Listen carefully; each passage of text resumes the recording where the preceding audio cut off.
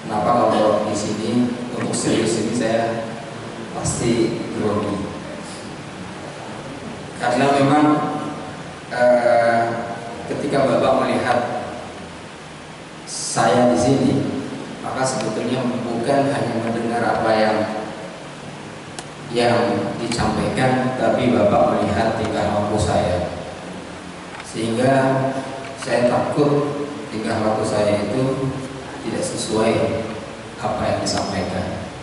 Beda ketika saya ngomong di luar, orang lain nggak lihat dapur saya. Jadi tidak beban. Tapi kalau di sini memang beban, karena Bapak selalu melihat tingkah laku ini nggak sesuai omongannya, ngomong doang ternyata. Ya, intinya mohon doa semoga apa yang saya sampaikan bisa saya lakukan dan bisa dilakukan oleh kita semuanya. Amin. Baik, kajian tafsir surah Al-Ankabut ayat 69. Bismillahirrahmanirrahim. Walladzina jahadu fina lanahdiyannahum subulana wa innallaha lama'al muhsinin.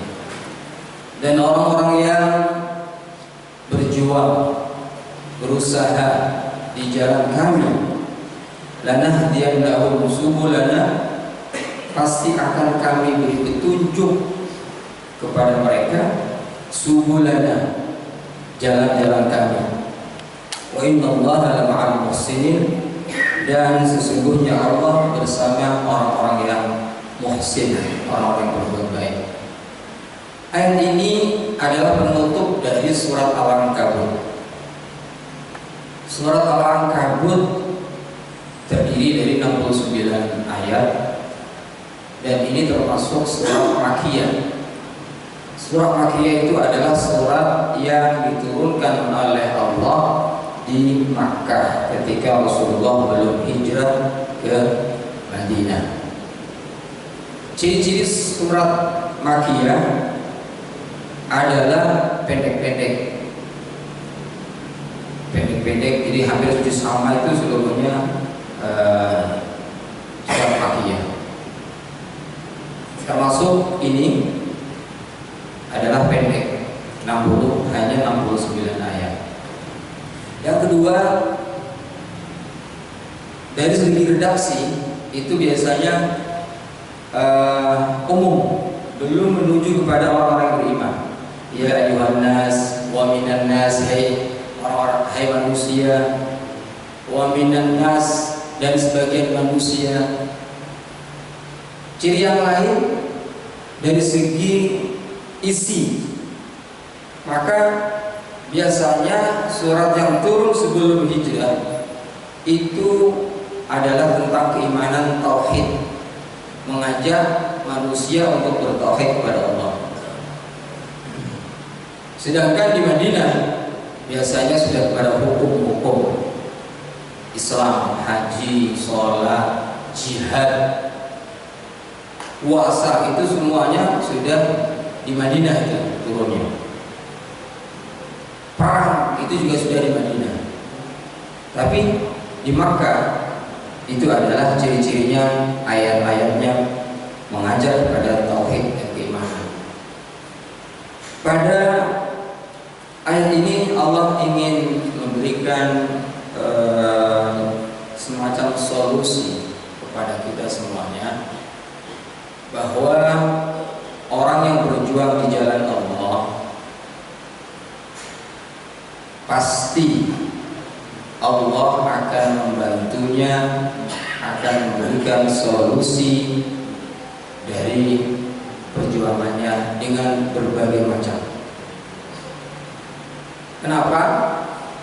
Karena di awal surat Al-Ankabut ini Allah berfirman, Alif Lam Mim, ahasiban nasu an yutraku an yaqulu amanna wa hum la yuftanun.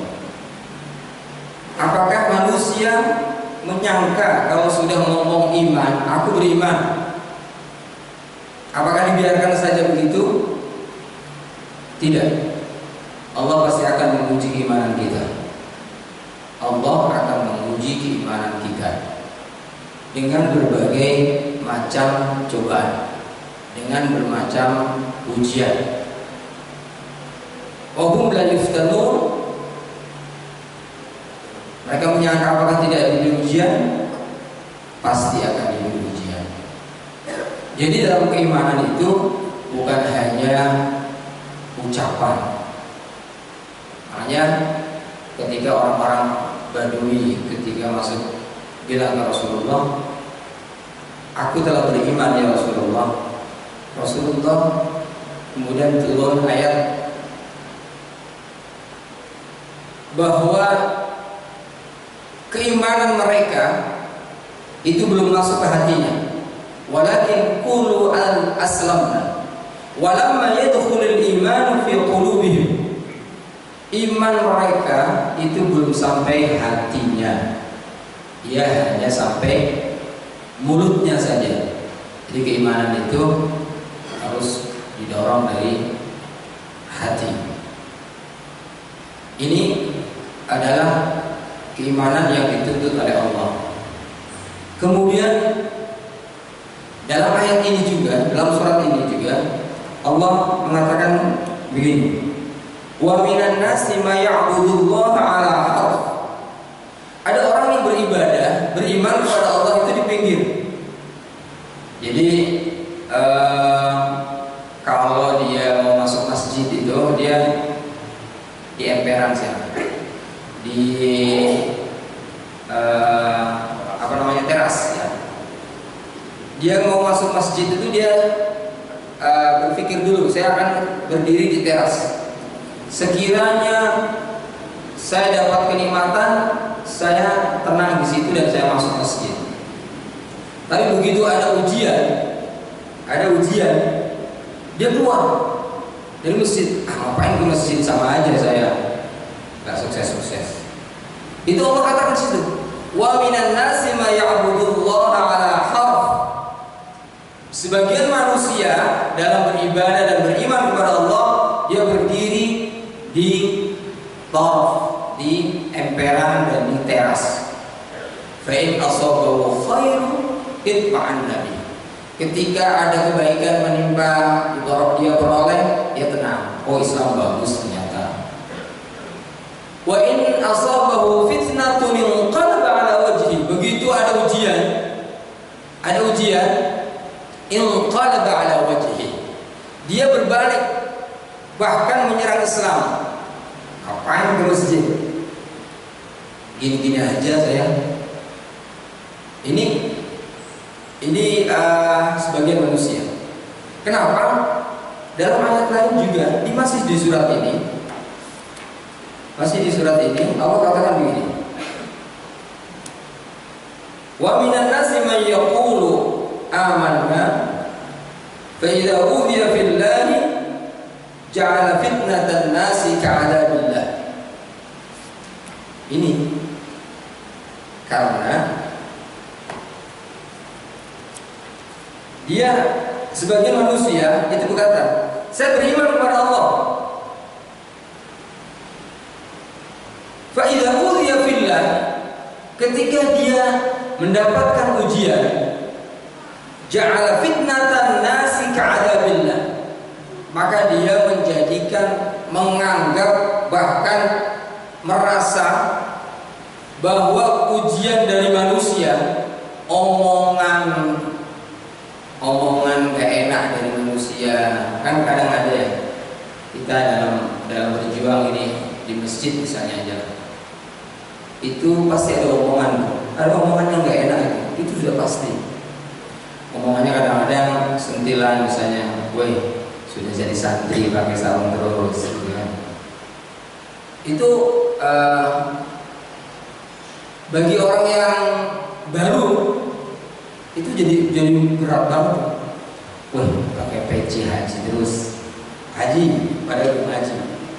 Dia dibilang Pak Haji itu, kalau orang yang imannya belum mengkokohkan dirinya kepada Allah, dia terasa sial pasti. Dia rasa nyindir gue kayaknya dia. Belum lagi ketika misalnya Itu baru omongan yang ringan-ringan ya.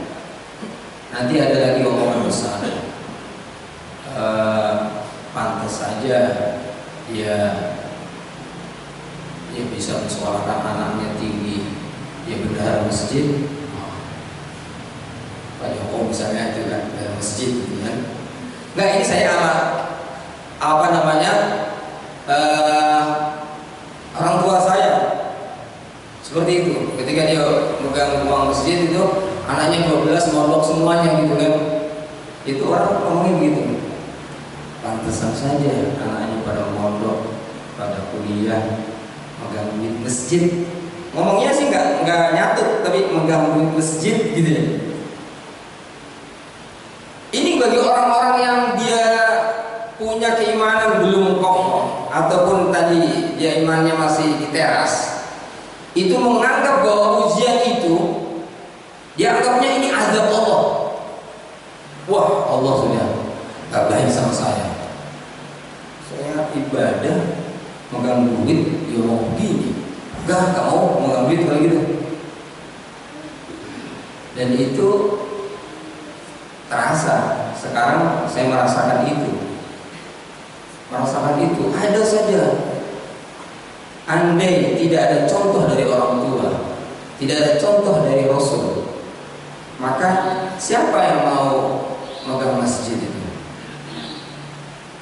Benar saja diomong, apalagi salah. Benar saja diomong, apalagi salah. Udah benar ada yang azan, karena nggak ada yang azan. Haji Mimet azan. Diomong, ngapain orang seperti orang azan? Pengah apa telinga? Ada saja. Maka hal-hal seperti ini pasti akan didengar. Ya pas nggak ada orang azan, jadi harus ada yang azan kan? Omongan itu pasti ada. Jadi bagi orang-orang yang hanya imannya itu di teras, masuk Islamnya itu di teras, maka omongan-omongan seperti itu dianggapnya itu adalah apa? Adzabillah. Fa idza qudiya fillah ja'ala fitnatan nasi ka'adzabillah. Seakan-akan itu adalah siksaan dari Allah. Padahal siksaan Allah lebih dahsyat daripada ujian manusia. Bagaimana Rasulullah dulu didudain, masuk setiap ke masjid didudain. Seperti apa kita kalau didudain? Didudain begitu. Suatu saat tidak ada yang didudain, Rasulullah nanya, ini orang yang didudain kemana? Sakit. Ternyata orang yang lagi sakit. Ditengok dan masuk Islam. Rasulullah dicaci maki, dianggap penyihir, dianggap gila, dianggap lain-lainnya. Dia tidak peduli, dalam arti dia tetap menerima. Hal itu pasti akan terjadi. Jadi apalagi yang berjuang. Jadi orang baik saja ada yang ngomong. Jadi orang baik saja, anggap saja kebaikannya untuk diri sendiri. Gak ngurus RT, gak ngurus. Orang jadi RT, ketua RT, ada saja yang ngomong kan, udah syukur dibantuin ada RT itu. Ada saja omongan-omongan, RT-nya gak becus lah ini ada. Jadi orang baik saja pasti akan ada omongan. Makanya ini ayat ini, surat ini, Allah lagi menerapi kita. Pokoknya ujian itu pasti datang. Ujian pasti datang, dan itulah yang Allah ingin tahu, siapa yang benar-benar beriman dan siapa yang benar-benar munafik ataupun bohong. Nah, pada ayat terakhir dari surat ini Allah sedang memberikan solusi. Jadi mengatasi itu semua, ujian orang, omongan orang, kemudian bahkan mungkin diludahin, dikata-katain dan lain-lainnya, itu ada solusi di akhir surat ini. Itu yang saya tadi baca. Walladzina jahadu fina lanahdiyannahum subulana. Dan orang-orang yang berjihad. Orang jihad di sini bukan jihad perang. Karena ini di Mekah. Ya. Turunnya ayat perang itu di Madinah.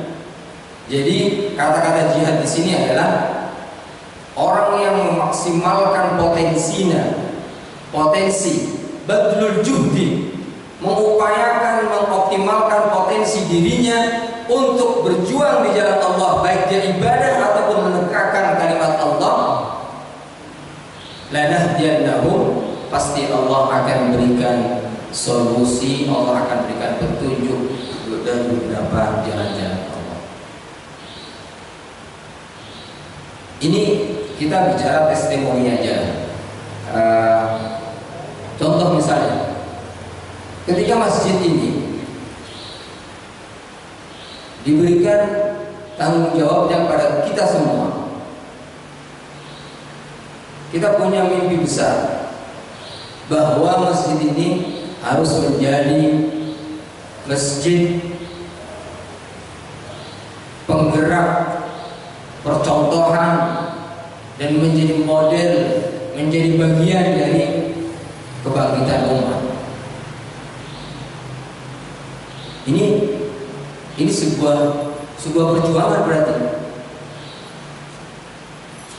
Maka ketika itu selalu saya bilang sama teman-teman pengurus, kalau jadi pengurus masjid hanya mengurusin jamaah lancar, khotib ada, penceramah ada, masjidnya bersih, itu marbot cukup.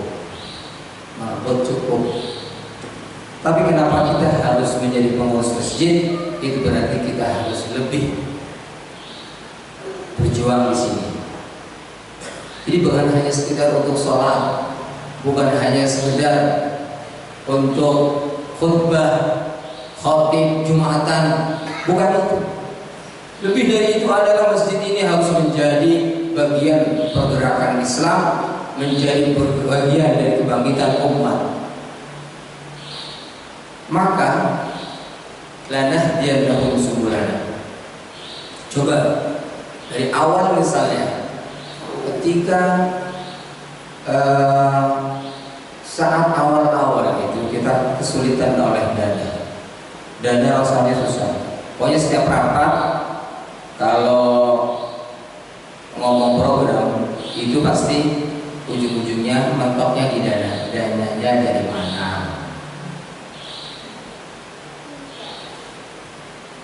Karena memang kondisi di mana-mana seperti itu. Subhanallah, dengan kas subuh sekarang ini, dengan kas subuh yang Bapak Ibu sudah berikan, ini semata-mata karena Allah nggak gerakan kita, nggak gerakan Bapak Ibu untuk menaruh kasnya di kala yang subuh itu pasti nggak akan terdorong niat hati kita.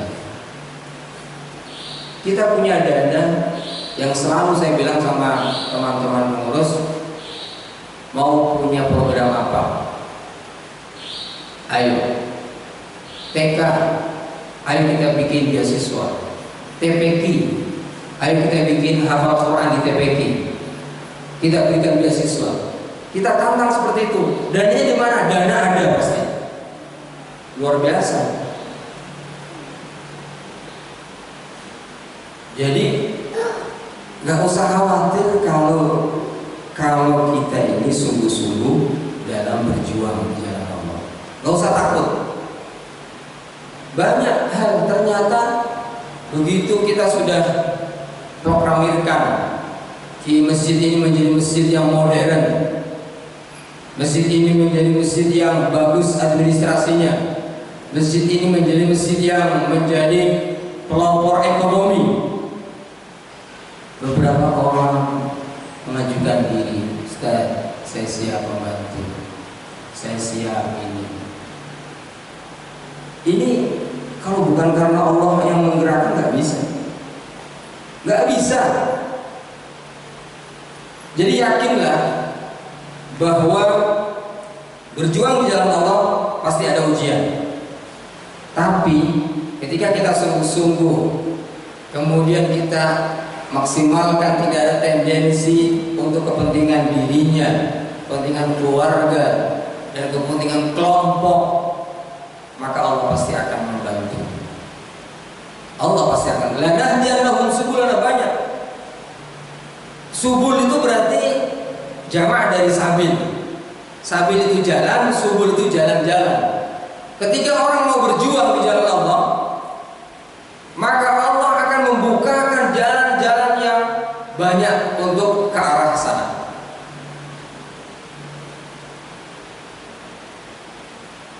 Ini sebuah janji yang Allah pasti tepati. Contoh misalnya ini, sound system ini. Sound system saat kita rapat butuh 70 juta. Sekarang habis 80. Berapa menjawab? 83. Dananya ya ada saja. Allah pasti gerakan hambanya. Allah gerakan hambanya. Kita dari 83 juta itu, uang kas masjid yang keluar hanya 10 juta. Artinya banyak muhsinin, banyak pewakaf yang Allah gerakan untuk membantu ini. Makanya kalau misalnya kita akan memberikan, misalnya akan membangun menara, kita akan membuat kantor, lagi-lagi Allah pasti bantu. Karena plan masjid ini luar biasa indah ketika ada menaranya. Kita memang masih tidak enak dengan tetangga masjid ya. Toa kita ini begitu dikencangkan, jadi tidak nyaman di orang-orang yang di dekat masjid. Tapi kalau ada menara, itu insya Allah tetangga masjid yang dekat tidak begitu pengaruh. Bagi Pak Roji dan saya yang jauh, itu biasanya nuntut, ini kekurangan besar. Padahal tetangga masjid itu udah rasanya seperti apa itu? Azan dengan suara kencang gitu kan? Itu memang gak enak, pasti akan mengatakan apa namanya, perlu. Hanya kemarin sempat kita usulkan toa kita naikkan dengan besi yang sangat, cuma pertimbangannya takut kena petir dan lain-lainnya. Ya perlu menara memang. Kami semuanya yakin bahwa orang yang berjuang di jalan Allah, la nahdiyannahum subulana. Ini ayat ketika saya santri itu hampir ribuan kali kiainya mengulang-ulang ayat ini. Walladzina jahadu fina lanahdiyannahum subulana. Itu kiai selalu setiap pada kesempatan diulang-ulang. Siapa yang berjuang di jalan Allah, pasti Allah berikan solusi dari beberapa solusi. Maka kita itu tidak boleh cuek, acuh terhadap kemajuan Islam ini. Sekali lagi, kita nggak boleh memikirkan diri sendiri, kemudian kita tidak peduli sama lingkungan, tidak peduli sama Islam. Bagaimana Islam ini tumbuh, bagaimana Islam ini jaya, bagaimana ekonomi umat muslim ini sejahtera. Ini harusnya menjadi pikiran kita bersama, menjadi program kita bersama. Dan inilah Allah berikan jalannya. Bersungguh-sungguhlah kalian, bersungguh-sungguhlah dan seriuslah kalian berjuang di jalan Allah. Maka Allah akan berikan solusi. solusi yang luar biasa. Maka ada ungkapan dalam bahasa Arab, man akhlasa lillah wa ahsana al-amal li ajlihi fa'ajabahu husul azmihi fahina idin yanzur nafsahu lam ya'mal syai'an walakin man dharafa 'an al-mayyit fi injaz hadha azm. Ada ungkapan yang luar biasa.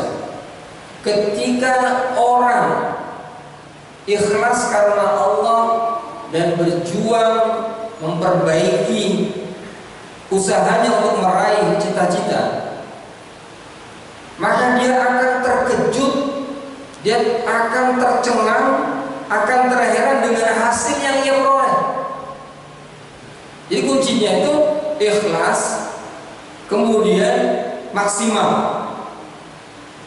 Ikhlas, kemudian maksimal memperjuangkan cita-citanya. Kuncinya cuma itu.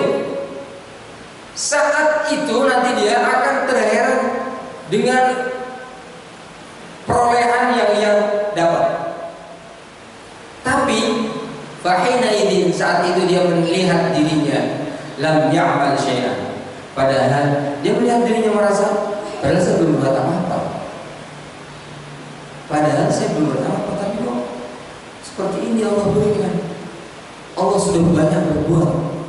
Ya kan tadi, padahal kami itu hanya sekedar wacana, istilahnya. Wacana masjid ini menjadi bagian dari kebangkitan Islam itu hanya wacana. Wacana hanya belum bertindak apa-apa. Tapi ternyata Allah mendatangkan orang. Saya siap bantu, mendatangkan dana, mendatangkan solusi-solusi yang luar biasa. Baru wacana, tapi wacana yang diperjuangkan. Jadi saat itu katanya, fahina idzin yanzur nafsahu, dia melihat dirinya lam ya'mal syai'an, belum berbuat apa-apa. Walakin Allah yaf'alu bima yurid, tapi Allah sudah banyak berbuat untuk meraih cita-citanya itu. Jadi ini menjadi dorongan bagi kita, umat Islam sekarang ini sudah individual, tidak pernah memikirkan bagaimana Islam yang lainnya, Islam di tetangga, di daerah lain, di mana itu sudah cuek. Nah, ini sebuah sindiran yang Allah bilang tadi. Jadi dia beriman itu ya dipikir tadi, kalau ada kebaikan yang dia peroleh, dia mulai tenang. Tapi kalau ada musibah dikit, diomong orang dikit, dicaci orang, diludahin orang, dia keluar. Saya teringat ungkapan bapak saya ketika ngurus masjid dan madrasah. Dia bilang gini, saya mau dianjing-anjingin gak apa-apa, yang penting keluar duitnya. Biasanya kan orang kaya kan banyak ngomongnya, itu banyak orang kaya, tapi ada orang kaya yang diam. Orang kaya itu biasanya banyak ngomongnya, memang dia dermawan. Itu begitu datang bapak itu, dia ngomong anjing lah gitu kan, semua hewan itu keluar semua itu. Bukan ngomongin bapak, tapi dia cerita tentang si A, si B itu kurang ajar ini. Jadi seakan-akan ya di depan bapak ngomongnya dianjing-anjingin gitu. Jadi dia melampiaskan kekecewaan sama orang itu, curhatnya sama bapak. Jadi seakan-akan anjing. Dia kata bapak saya bilang gini, saya mau dianjing-anjingin gak apa-apa, yang penting duit keluar, saya bisa bayar aktif, saya bisa bayar guru-guru. itu menjadi toladan bagi saya ketika kemarin sempat nggak enak dengar gitu ya, belum dianjing-anjingin sudah menter saya. Hanya itu ada terapi bagi diri saya. Oh berarti saya masih belum apa-apa dengan bapak saya. Belum sampai dianjing-anjingin aja sudah mau ngambek. Kayak dia ngapain ngurus masjid gitu.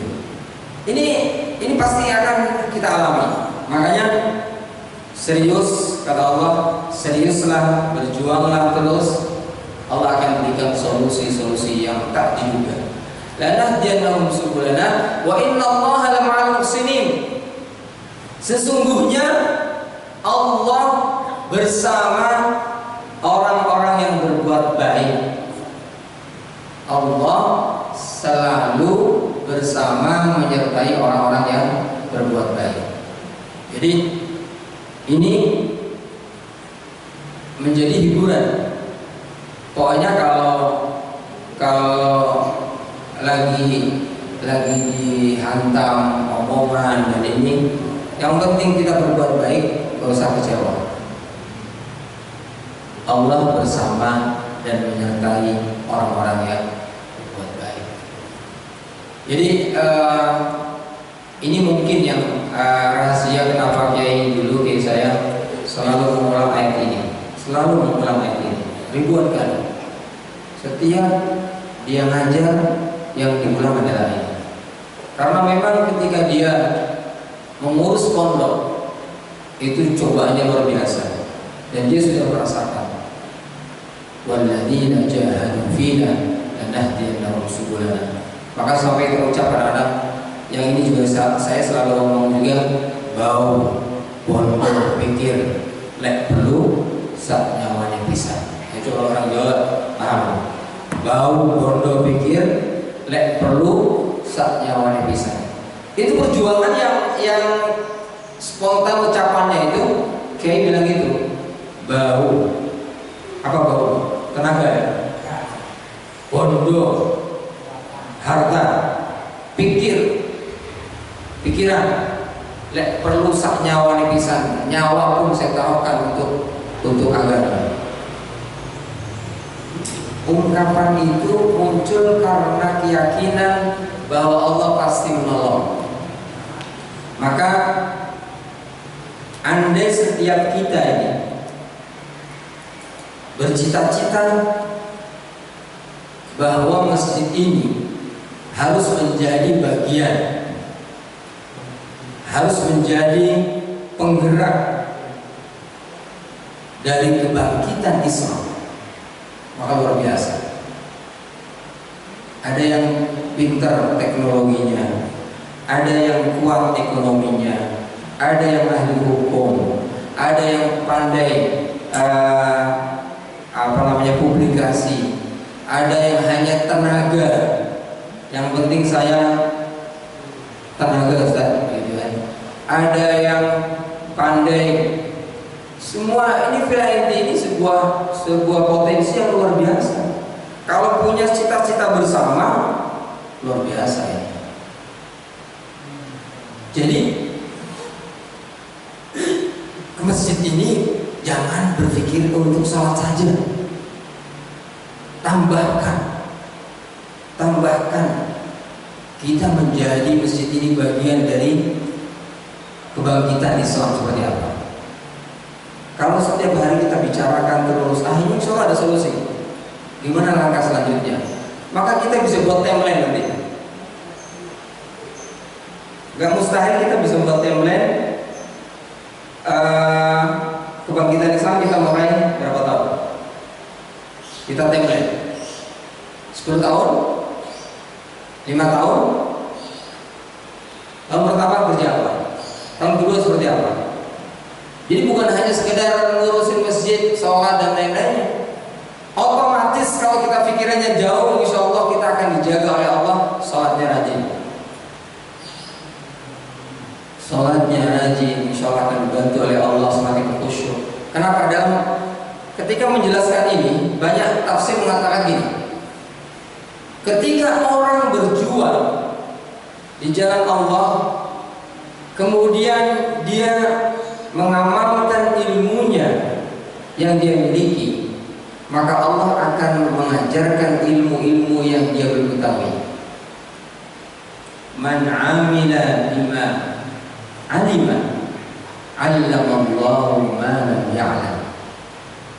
Ini siapa saja yang berbuat, bekerja, berjuang di jalan Allah